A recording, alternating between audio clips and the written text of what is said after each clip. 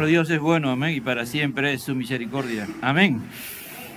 ¿Cuánto creen eso, amado hermano? Que nuestro Dios es misericordioso, que Él es bueno. Él nos ama más allá de lo que nosotros mismos pensamos o entendemos. Seguimos en Deuteronomio. Amén. En Deuteronomio, capítulo 6. Hablamos de la lealtad absoluta de Dios, ¿no? La lealtad absoluta de Dios a cumplir sus mandamientos, sus promesas, siempre y cuando nosotros también guardemos y obedezcamos sus mandamientos. Padre, te doy gracias en esta mañana y te pido, Dios de la gloria, que sigas hablando a nuestros corazones, a nuestro ser interior para vivir conforme a tu voluntad, haciendo lo que tú quieres que hagamos con nuestros hechos, Señor. Pero a no entender la gran importancia de que esta palabra tiene que transformarnos interiormente para después, como resultado de ello, hagamos lo que tú nos demandas. Vamos a 6, capítulo 5,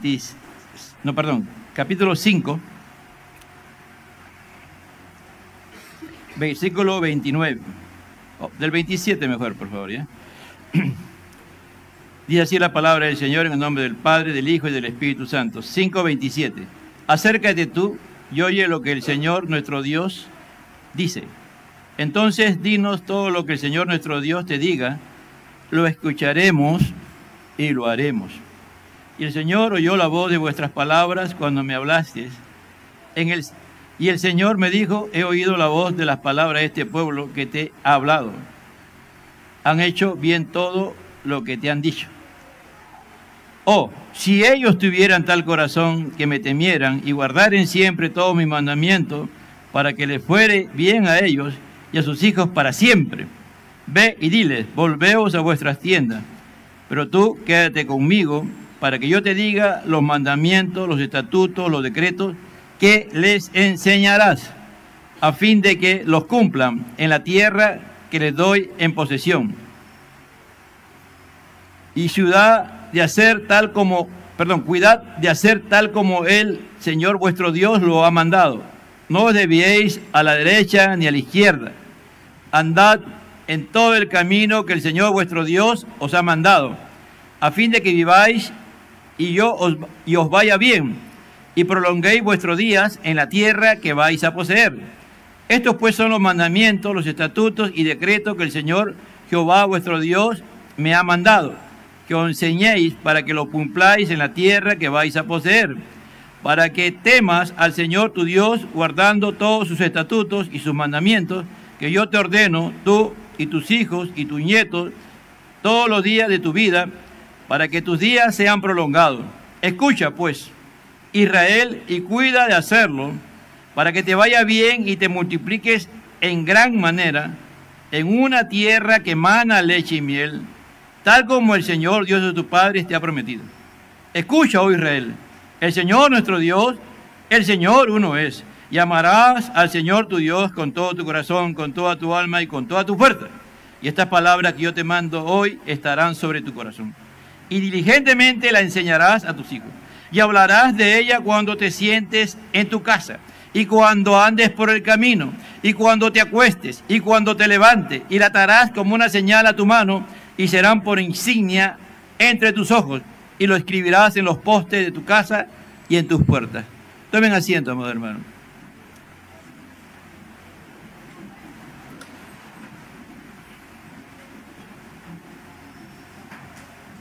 La gran responsabilidad de ser padre, ¿no? En medio de una humanidad que anda en rebelión contra Dios permanentemente, ¿no? Una humanidad que su Señor es el príncipe de las tinieblas, que es Satanás, ¿no? Porque o estás en los caminos de Dios o estás en el reino de Dios o estás en el reino de las tinieblas? ¿Tu Señor es nuestro Dios, Dios Todopoderoso, o tu Señor es Satanás? No estás al medio, no hay término medio. Aunque muchos pueden creer que hay término medio, pero para Dios y lo que dice su palabra, en ningún momento hay un término medio. O estás en el reino de Dios o estás en el reino de las tinieblas. O tu amo y tu Señor es Jesucristo, tu Señor soberano es tu Dios, o tu amo y tu Señor es Satanás. Y el mundo que te cautiva y te tiene bajo su poder. Que estemos acá, en este lugar, no es garantía de que estemos andando bien. Cada vez, a medida que el tiempo se apresura hacia el fin, vemos con mayor claridad lo que se ha leído en el capítulo 1 del 18 hacia adelante, hasta el capítulo 3, versículo 9 de Romanos, que Pablo va a describir la condición no solamente del mundo, sino también de los religiosos, de todos aquellos que no andan conforme a la voluntad de Dios, ¿no? Y después recién va él a trabajar lo que ya la salvación, la justificación, va a plantear las doctrinas fundamentales de la fe. Dios es un Dios permanente que siempre nos está insistiendo en que veamos nuestra condición cuando vayamos a su palabra, ¿no? Decíamos la semana pasada de que era la segunda generación la que entró a tomar la tierra prometida, ¿no? Que eran los pequeños, que cuando los espías volvieron de supervisar y de ver la tierra prometida, era tal como Dios le había dicho, pero ellos vieron lo que sus ojos vieron, valga la redundancia, ¿no? Y no vieron lo que Dios quería que vieran, como ya lo habían visto anteriormente, manifestar a un Dios todopoderoso, a un Dios tremendamente glorioso y grandioso, ¿no? En Egipto, y como también cruzaron el Mar Rojo. Y como ya para esta generación, que ya habían pasado casi 38 años, que ellos habían recibido esta promesa de que ellos iban a entrar, ya esta generación también, algunos estaban ya en sus corazones también dañados, ¿no? Ya había habido una rebelión, la semana pasada cometí un error ahí al decir que cuando Fines, ¿no?, el hijo de Fines, hizo y mató a esas dos personas, era esta generación. Sí dije de que esta generación le provocó a Moisés y Dios le dijo que labrara la roca y no que la golpeara, ¿no? Y Moisés, en esta generación, esta que ya estaba por entrar, también la había hecho perder la paciencia y él golpeó la piedra, ¿no?, la roca, y salió agua, ¿no? Esta generación ya también, en su gran mayoría, estaba contaminada, lamentablemente, por el pecado, ¿no? Y la pregunta es ¿por qué, no? ¿Por qué ante ver a un Dios tan glorioso, a un Dios tan grandioso, tan maravilloso, no seguimos en lo mismo, ¿no? Seguimos viviendo, pero teniendo como, por ejemplo, esta corbata es particular, ¿no? Yo no tengo que hacerme el nudo, ya tiene listo el nudo, ¿no? Ya tiene listo el nudo, y ya uno ya a veces dice, no, todo el tiempo tengo que estar amarrándome la corbata, ya me regalaron esta corbata, ya me la pongo rápido nomás, ¿no? Entonces uno siempre quiere hacer las cosas fácil, las cosas que no nos cuesten. Esa es nuestra naturaleza cuando dejamos de tener comunión con Dios. A veces digo, ¿no? Y a veces me pongo a meditar, ¿no?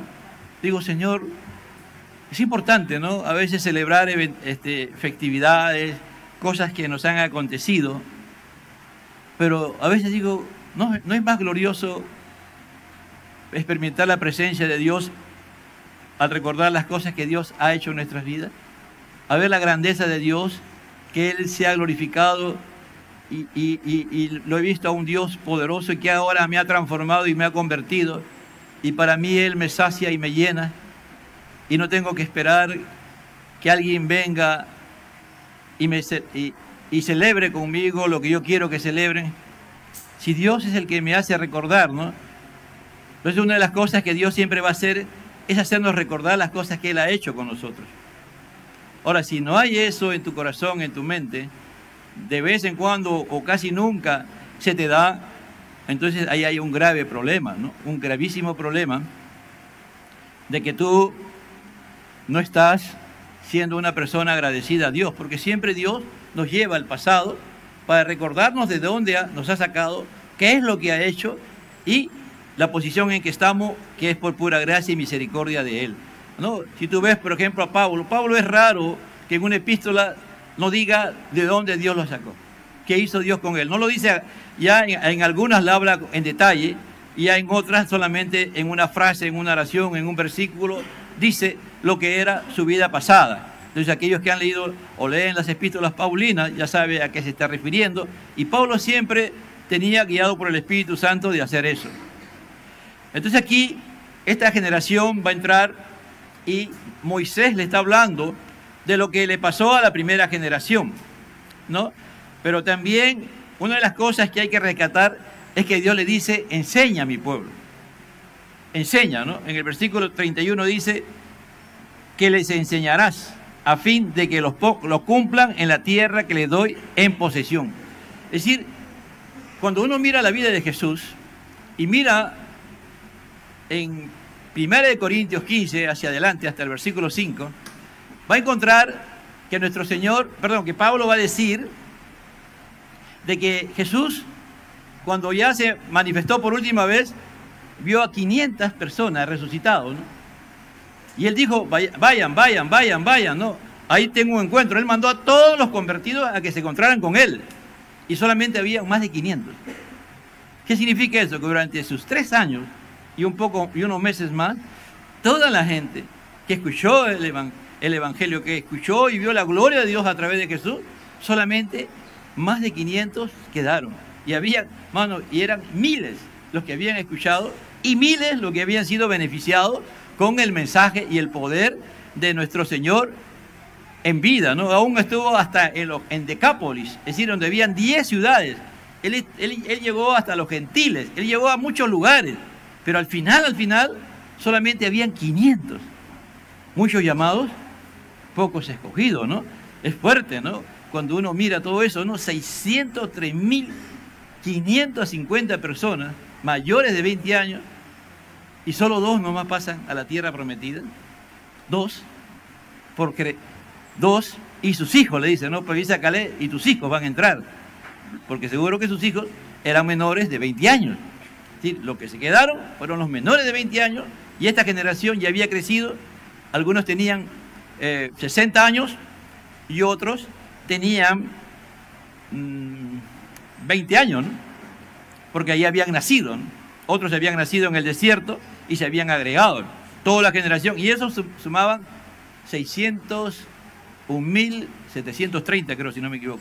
Es decir, cuando hicieron el reconteo para entrar a la tierra prometida, no hubo 603.550, sino 601.730, no estoy claro, ahorita se me ha ido de la mente exactamente, pero esas personas eran una nueva generación, mayores de 20 años, y parte de esa generación se rebeló contra Dios y contra Moisés, antes de entrar a la tierra prometida. Cuando usted lee ya en el capítulo 28, 29, 30, 31, 32, hasta el final de Deuteronomio, el Señor le dice a Moisés, cuando Moisés comienza a cantar a partir ya del versículo 31, si no me equivoco, hace un cántico, una poesía increíble y lo canta, ahí dice, ¿no?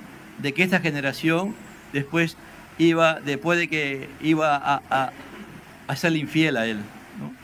A veces parece duro, pero si nosotros como familia no educamos a nuestros hijos, no los instruimos a nuestros hijos, por más que ellos puedan estar aquí, puedan venir a la escuela bíblica, puedan estar y participar de los cultos, si tú y yo en nuestros hogares no vivimos lo que decimos, vamos a fracasar, hermano.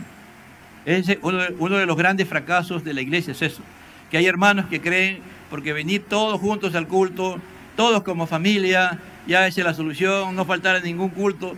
Pero ¿cómo vives en la casa? ¿Cómo vives? ¿Vives conforme a esos principios? ¿Practicas los principios? ¿Son los mismos principios que que tú, si eres pastor, líder en la iglesia, lo vives también tú en tu hogar? ¿Lo practicas? Cuando tú modelas, no, porque toda palabra se va a escuchar y después el objetivo es oír. El Espíritu Santo te hace oír la palabra de Dios. Cuando tú estás buscando de Dios, Él te hace oír la palabra de Dios. Después y tú comienzas a meditar en ella. El Espíritu Santo hace que tú comiences a memorizarla. Ese mismo Espíritu Santo también hace posible que tú comiences a meditar, como dice en el Salmo 1, el versículo 2, meditas de día y de noche en ello. Te acuestas pensando en las porciones que Dios ha trabajado en ese día o durante la semana o en ese tiempo. Te acuestas pensando y te levantas pensando en esos textos, no en lo que tú interpretas, hermano, ojo. Porque hay muchos hermanos que vienen e interpretan su palabra a su manera y a su forma. Y es totalmente contrario a la palabra de Dios. No, es conforme a esa palabra. Y te levantas y en su ley medita de día y de noche y tarde o temprano eso ¿por qué lo estás meditando? Porque lo estás valorando, porque lo estás atesorando y de un momento a otro el Espíritu Santo agarra y lo deja en tu corazón y comienza a encarnarte en tu corazón. Se comienza a escribir ahí y ahí se comienza a escribir. Por eso que en la parábola del sembrador, en la primera semilla, en la que cae junto al camino, porque no está ni en el campo ni en el camino, es decir, vienen las aves del campo y se la comen, ¿no? ¿Qué dice el Señor cuando interpreta? Es que viene Satanás y te quita la palabra, dice, ¿no? Como ya tú le abres el corazón a Satanás, lo primero que él va a sacar es la palabra que tú tienes en el corazón. Increíble, ¿no? No la que está en tu mente, no, la que está en lo interior, que está ahí ya arraigado en tu corazón. Como ya tú te has rendido, él viene y te la arranca. Porque eso es lo que a él más le preocupa, ¿no? Al enemigo de las almas, lo que más le preocupa es que la palabra de Dios esté guardada en tu corazón y que él no puede entrar a tu corazón. Solamente él entra cuando tú le das la cabida. Por eso que él sabe que no puede entrar. Por eso que esa labor, entonces, ¿qué pasa con nosotros? Al encarnar nos transforma y ya nuestro carácter es formado. Al formarse nuestro carácter, nuestra conducta es una conducta cristiana. Nuestros principios morales o ética, que es lo mismo, comenzamos a tener una conducta moral o principios éticos conforme a la palabra de Dios y las personas nos ven a nosotros totalmente distintos.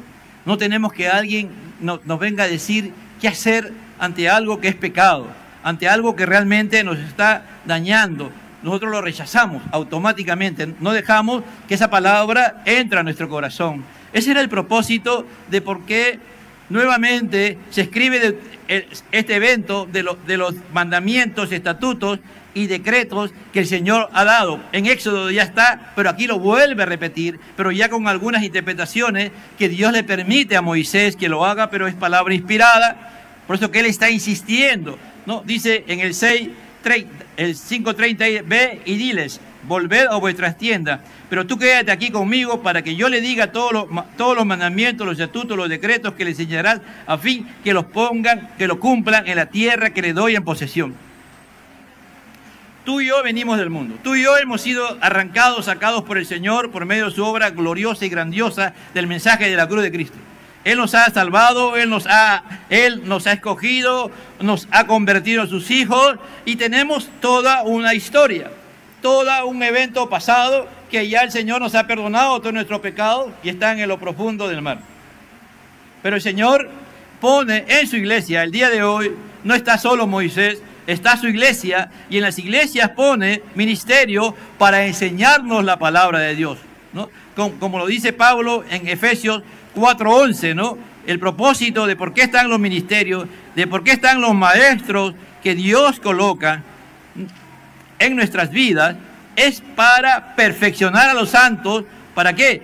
Para la obra del ministerio, es decir, para la obra del servicio. Si le ponemos mal, la palabra correcta es para la obra del servicio. La palabra ministerio es servicio. Dios quiere que todos los hombres sirvan. Cuando tú dio la palabra de Dios, tú la escuchas, la oyes y comienzas a meditar en ella y de un momento a otro se va encarnando en tu corazón y Dios va cambiando tu carácter. Al cambiar tu carácter, tu conducta va a ser otra, tu moralidad o ética va a ser una ética cristiana. tú vas a ser transformado por Dios. ¿Y qué va a hacer Dios? Vas a comenzar a amar a Dios sobre todas las cosas. Vas a amar a tu prójimo como Dios quiere que lo ames, ¿me entiendes? Y vas a servir a tu prójimo, sin que nadie te diga. Nadie tiene que decirte, amado hermano, bueno hermano, vamos a hacer una colecta por Aspen, ¿no? Para aquellos que tienen necesidad. No, para ti va a ser un deleite.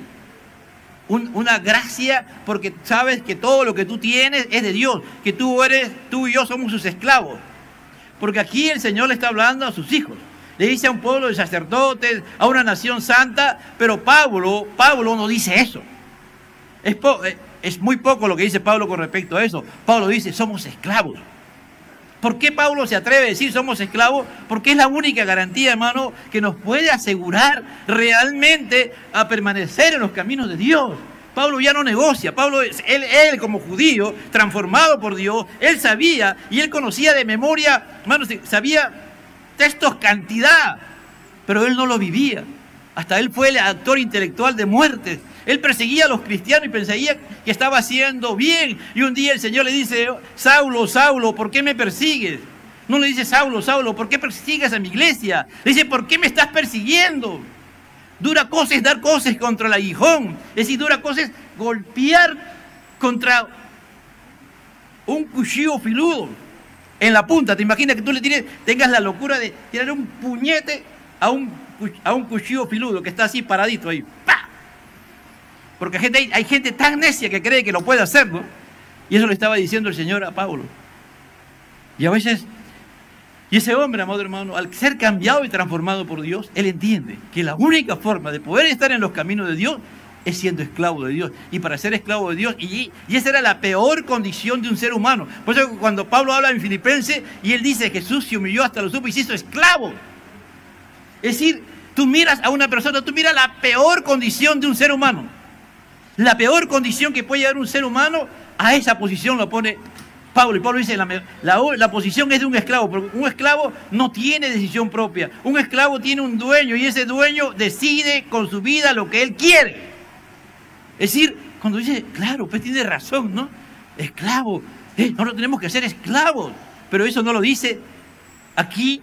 Pero cuando ya tú comienzas a leer la palabra y a interpretar la palabra, vas a llegar que la única condición para llegar a esta dimensión de poder vivir, tenemos que ser esclavos de Dios, esclavos de nuestro Señor Jesucristo, que ya nuestra voluntad ya no gobierna, ya no reina, ya no vivo yo, Cristo vive en mí, y tenemos que entender con claridad eso, ¿no? Dice en versículo 32, que es el preámbulo de lo que va a decir en el capítulo 6, y cuidad de hacer tal como el Señor vuestro Dios os ha manifestado. No te desvíes a la derecha ni a la izquierda. Acá también se puede aplicar. No aumentes ni quites a la palabra. No aumentes nada a la palabra, ni quites nada a la palabra. La palabra es suficiente. La palabra, hermano, es inspirada, totalmente inspirada por Dios. Como dicen, es inerrante, no tiene un solo error.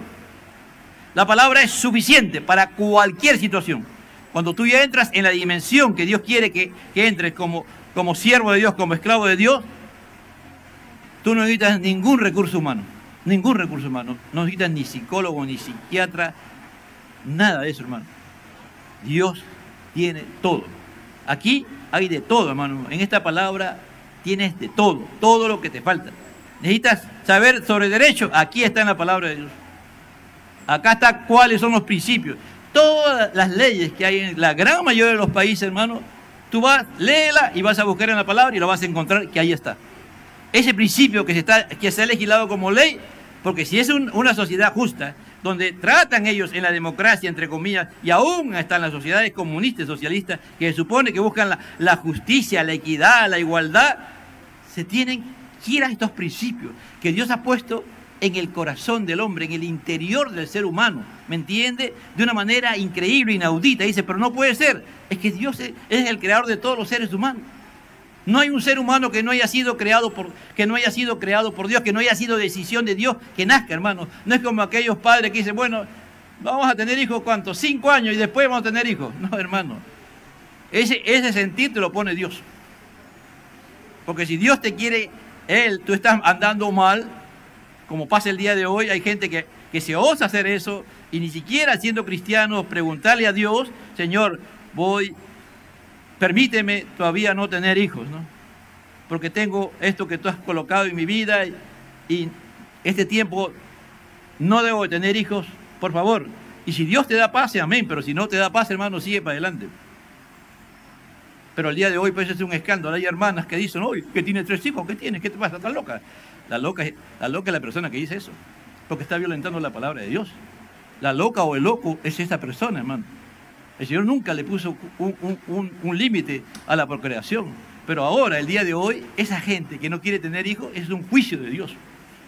¿Cómo es posible que yo vaya en contra de la palabra de Dios? Y la palabra de Dios, salvo que esa persona pues nace para no tener hijos, ¿no? Porque hay personas que nacen para ser infértiles, porque Dios así lo ha creado. Pero hay otras que no, hermano. Entonces, cuando tú agarras y violentas tu cuerpo, cuando te pones inyecciones y otras cosas más para impedir que tu cuerpo, y después quieres tener hijos, no puedes. No puedes, ¿me entiendes? ¿Por qué? Porque has violentado la creación de Dios. Te has osado a hacer algo. Esos son principios. Entonces le dice, andad en todo el camino que el Señor vuestro Dios os ha mandado, a fin de que vayáis, os vaya bien y prolonguéis vuestros días en la tierra que vais a poseer. Mira, cuando tú y yo andamos conforme a la voluntad de Dios, Dios prolonga nuestras vidas, amado hermano. No solamente honra a tu padre y a tu madre, que es el primer mandamiento con promesa. No. Cuando tú vives conforme a la palabra de Dios, Dios prolonga tu vida. ¿Por qué? Porque tú vives de acuerdo a los principios. Y tú no vas a estar en problemas, pues hermano. Tú no vas a estar ahí, no, como decíamos ayer a los jóvenes, a partir del versículo 10 hacia adelante, que habla de los pandilleros, de los delincuentes, de los secuestradores, de los sicarios, de todo ese tipo de maldades que hay. Ahí está, hermano. Y yo le dice, no te juntes con esa gente, no te juntes. Pero sí, a veces hay hijos, ¿no? Dice, los padres dicen, ya me voy, ¿dónde? No es que voy a un trabajo y que me va a dar plata, y no sabe que tu hijo se está metiendo en temas grandísimos. Y un día te llaman para decir que está preso, otro un día te llaman para decirte que tu hijo está en un ataúd. Y tú nunca te preocupaste, ¿qué negocio está mi hijo? ¿En qué cosa está? ¿Que tiene dinero? ¿Qué tan fácil lo consigue? Nunca te preguntas, ¿por qué mi hijo o mi hija se viste tan bien y cuantas cosas más? Y si yo no le doy el dinero, ¿de dónde está haciendo esto? ¿Tanto gana mi hijo o mi hija? De un momento se aparece con un carro último modelo y otras cosas más, y para ti nada pasa, ¿no, hermano? Jesús dijo, manso como paloma y astuto como serpiente. Yo tengo que ver qué está pasando, de dónde mi hijo está consiguiendo ese dinero. Usted dice, y acá hay varios versículos que hablan de la misma promesa en el 4:40, en el 5:16, en el 5:29, en el 6:3, en el 6:18, en el 8:16 y otros versículos más, esa condición. Si tú vives conforme a la palabra de Dios y caminas conforme a los principios y le enseñas a tus hijos, modelando tú a que ellos caminen o anden y vivan conforme a la palabra de Dios, la vida de tus hijos va a ser prolongada, hermano. Tus hijos no van a tener enfermedades que otras personas tienen. Tus hijos, es decir, o tú mismo vas a vivir, ¿no?, la vida prolongada, ¿no? Es verdad, mi madre murió a los 93 años y yo tengo, si es que así lo creo, no sé cuántos años más viviré, ¿no? Pero igual, no es porque yo tengo una promesa, a mí Dios me da una promesa en mi vida por ti, no significa que yo cuide mi cuerpo. Ahí está mi esposa y mis hijos, que saben cómo yo me cuido, para qué como, qué no como, ¿no? Es decir, y mi medicina natural, aunque hay a veces, pero ahí está. No, ¿por qué? Porque no significa porque Dios me da una promesa, yo voy a hacer de mi cuerpo lo que se me da la gana. No, hermano. La palabra de Dios dice que ahora este cuerpo ya no es mío, este cuerpo es templo del Espíritu de Dios, es casa de Dios.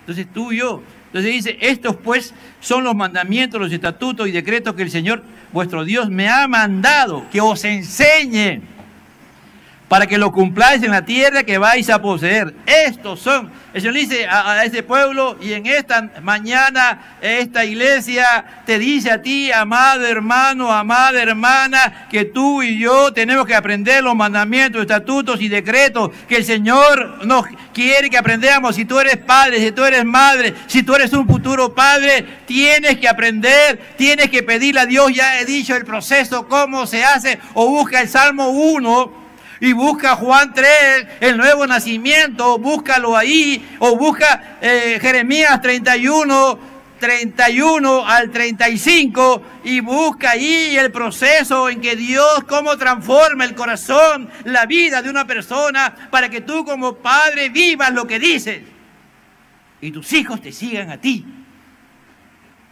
¿no? Por eso dice, para que no es el pastor, no es los maestros de escuela bíblica los que están obligados. Tú estás obligado como padre, como madre. Si fracasas como padre y madre, analízate por qué has fracasado. ¿Por qué tus hijos hacen lo que están haciendo? ¿Qué ha pasado? ¿Por qué mis hijos están viviendo en esta condición? Acá está diciendo, lo estamos aplicando al presente. Aquí no está Moisés, aquí está el Señor Jesús, amén. Porque Él es el que dirige su iglesia. Dice, para que temas al Señor tu Dios, para que le tengas temor, para que le tengas miedo a Dios, guardando sus estatutos. Porque cuando tú y yo comenzamos a analizar los mandamientos, estatutos y decretos, siempre nos va a llevar a Dios. Siempre nos va a llevar a Dios. Y es mejor que tengas miedo a Dios que lo tengas en poco, ¿me entiendes? Es mejor que tiembles cuando ves la palabra a que seas indiferente. Cuando se te predica, se te enseña, ¿no? Yo sé que algunos dicen, pero no es miedo. Algunos teólogos lo dicen de esa manera. Miedo, temor. Y a veces pánico, hermano. ¿No sientes pánico? Que estás viviendo la vida que estás viviendo. Si te tocara el día de hoy morir, ya tú te sabes que no te vas al cielo, te vas al infierno, tú lo sabes, porque estás viviendo en una condición de pecado. Pero si tú sabes que el día de hoy vas a morir y Dios está contigo, tú sabes que te vas al cielo y estarás ahí por la eternidad con Dios y para siempre, hermano. Ese es el tema el día de hoy. El día de hoy tenemos que vivir bajo esa dimensión, para que temas al Señor tu Dios, guardando todos sus estatutos y sus mandamientos que yo te ordeno. Tú, aquí Moisés le está hablando a los padres, le dice, tu padre, tu madre, tus hijos, tus nietos, todos los días de tu vida, para que tus días sean prolongados. No significa que ya mis hijos salieron, ya Carlos Jesús salió, ya no me importa. No, acá dice, todo el tiempo que yo viva. Si yo veo algo mal a Carlos Jesús, yo tengo que hablarle. Si yo veo algo mal a mis nietos, que yo los amo un montón, igual les hablo, y ellos saben que yo les hablo. Y tengo que reprenderlos, los reprendo, porque aquí está la palabra de Dios. Todos los días, dice, de tu vida, para que tus días sean prolongados. ¿Tú quieres ver siempre a tus hijos? ¿Tú quieres ver siempre a tus nietos hasta el día en que te toque partir? Pídele al Señor que Él te enseñe su palabra. Pídele al Señor que te haga entender su palabra. Pídele al Señor que esa palabra se quede en tu corazón. Porque vas a amar a Dios. Vas a seguir sus caminos, vas a servirle, vas a aferrarte a Dios. Y de un día, de un momento a otro, ya no vas a estar aferrado al Señor, sino que vas a ser parte de Él. Porque Él dice que Cristo es la cabeza y la iglesia es su cuerpo. Y tú y yo somos su cuerpo si andamos con lealtad a Dios, si le somos leales. Porque Él ha dado todo, Él quiere lealtad. Porque cuando tú amas a alguien, tú tienes que serle leal a esa persona. Leal, no le puedes fallar, ¿me entiendes? No le podemos, después de que Dios nos da todo. El enemigo siempre está dando vuelta, hermano, como león rugiente, tratando de intentarnos para ser desleales, para dejar de amar a Dios, para dejar que Dios tenga el primer lugar en nuestras vidas. Pero cuando el Espíritu Santo obra en tu vida y tú dejas que el Espíritu Santo te llene y andas lleno del Espíritu Santo, amado hermano, tú no vas a ser una persona desleal.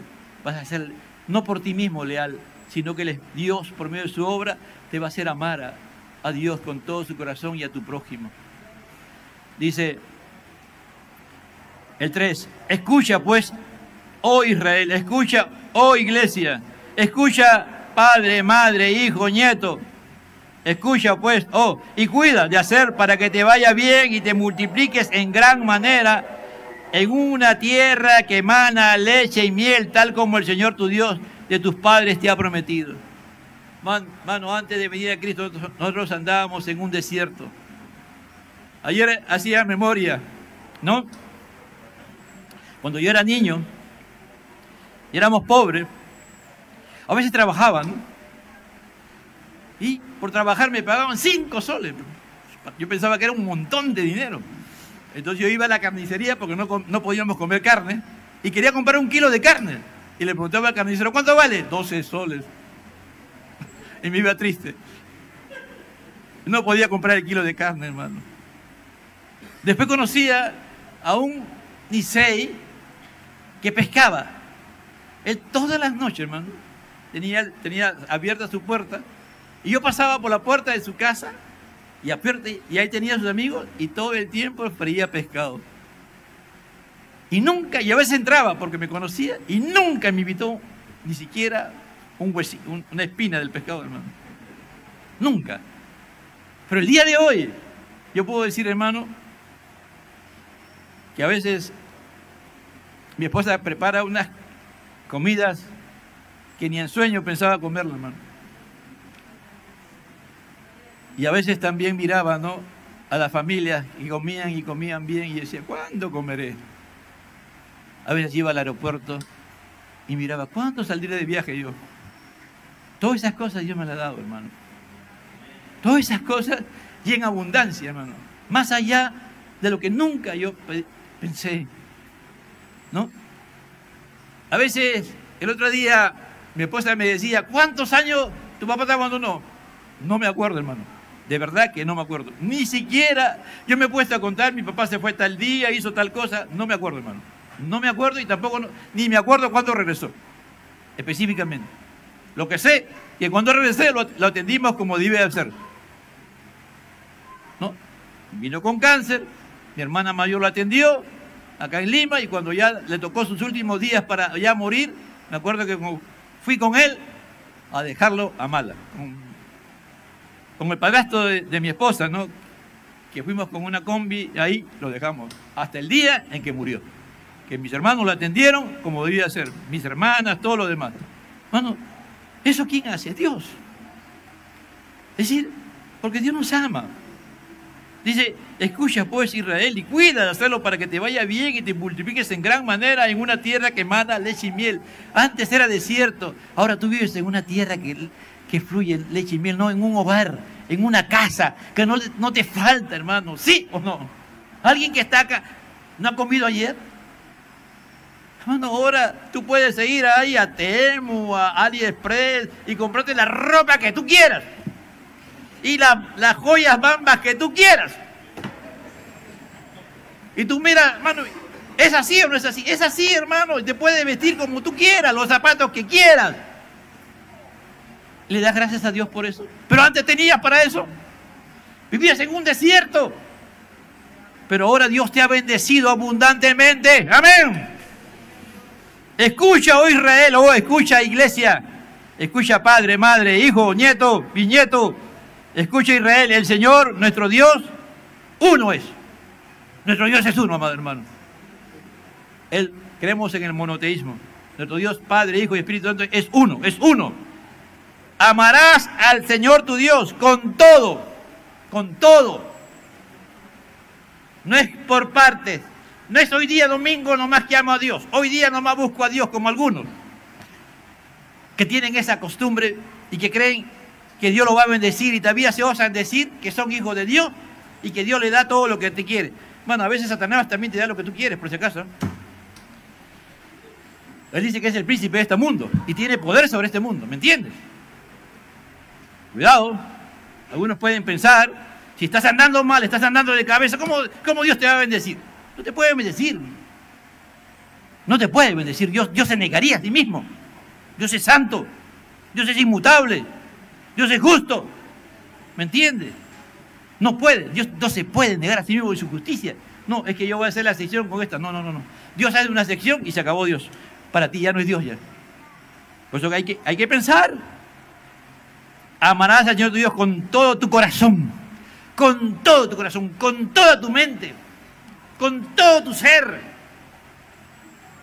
con toda tu alma, con toda tu fuerza, así, con toda tu vehemencia, dice, fuerza es vehemencia, con toda esa pasión santa que Dios te pone, amado hermano, con esa fuerza que dice, uy, a veces ahí está, no, disculpe que tome como ejemplo a la hermana Susana, ¿no? Una vehemencia y una fuerza increíble en esa mujer. No sé si Dios la ha sanado, porque yo la veo sana, pero ella dice que el médico le ha dicho que tiene 2 enfermedades, y las 2 enfermedades son incurables. Pero tú la ves ahí a ella, evangelizando en el hospital, estando por aquí, estando por allá. Eso es, hermano, cuando tú le crees a Dios y los mandamientos y estatutos, decretos, todo lo que Dios quiere que tú conozcas y sean parte de tu vida para que tú lo guardes, para que tú lo atesores y dirijan tu vida, porque ya no te vas a dirigir tú, sino Dios por medio de estos principios que van a estar dentro de tu corazón. Dios pone, amado hermano, tú lo atesoras en tu corazón, en tu alma, y Él te da la fuerza, Él te da la vehemencia. ¿Para qué? Para que lo vivas, para que tú como padre, tú como madre, gracias, tú como abuela, tú como bisabuelo, tú como hijo, como nieto, como bisnieto, lo vivas y lo creas, que nuestro Dios es poderoso. Sí, cuesta, hay que batallar y hay que renunciar a todo aquello que te impide que Él sea la razón de tu vida. Tienes que renunciar a esas amistades, tienes que renunciar a familiares, como algunos que tienen este problema, que alguien vino a su casa a visitarle. No, pastor, no puedo, es que vino ¿quién? Vino mi tío. ¿Y tu tío quién es, ah? Mi tío, pues. ¿Y tu tío qué hace? Y a veces su tío hace cosas feas, horribles, hasta nauseabundas, pero por culpa del tío no viene a la iglesia. Con todo respeto, ¿no? Hoy día es mi cumpleaños, yo soy el rey o la reina del cumpleaños, pues no, hay culto, no, yo soy el rey el día de hoy. Con mayor razón tienes que estar aquí. ¿Quién te da los años de vida? ¿Quién te ha dado? Y si estás sana o sano, dale gracias a Dios, ven a agradecerle a Dios. No es un discurso, hermano, no, Dios no es un pretexto. Dios no es alguien que yo voy a usar. No, hermano, Él es la razón de mi vida. Yo vivo por Él y para Él. Y esa es la razón por la cual Él está diciendo. Quiero terminar, amado hermano, el tiempo siempre me gana, leyendo un comentario de este hermano Edesio Sánchez, de la importancia de que nosotros tenemos que hacer devocionales en nuestro hogar. Él no lo dice. Es un estudio de Deuteronomio de Edesio Sánchez. Dice: dos realidades aparentemente enfrentadas se nos presentan en un estudio conjunto sobre la familia como educadora.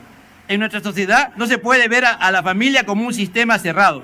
Debe ser visto como un sistema abierto a una multitud de influencias externas.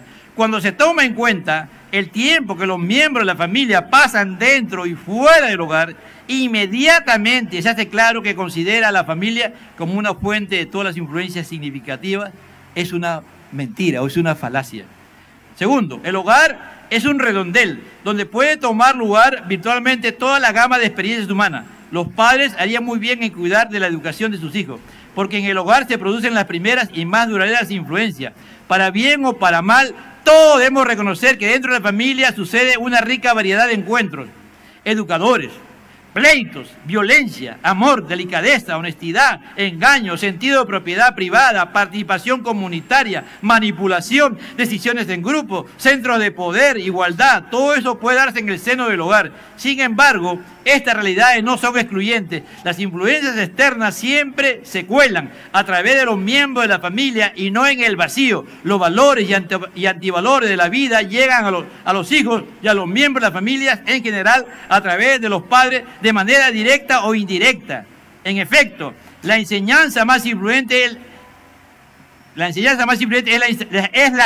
de las actitudes. De las actitudes.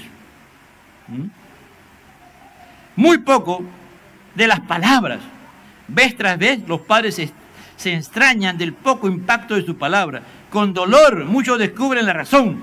Sus palabras contradicen sus actitudes y prácticas. Los hijos sufren con la contradictoria pedagogía paterna o materna. Por un lado reciben los verdaderos mandatos, la comunicación no verbal en actitudes y acciones, y por otro los mandatos aparentes, que en realidad son contramandatos, la comunicación verbal de lo que el hijo debe o no debe hacer.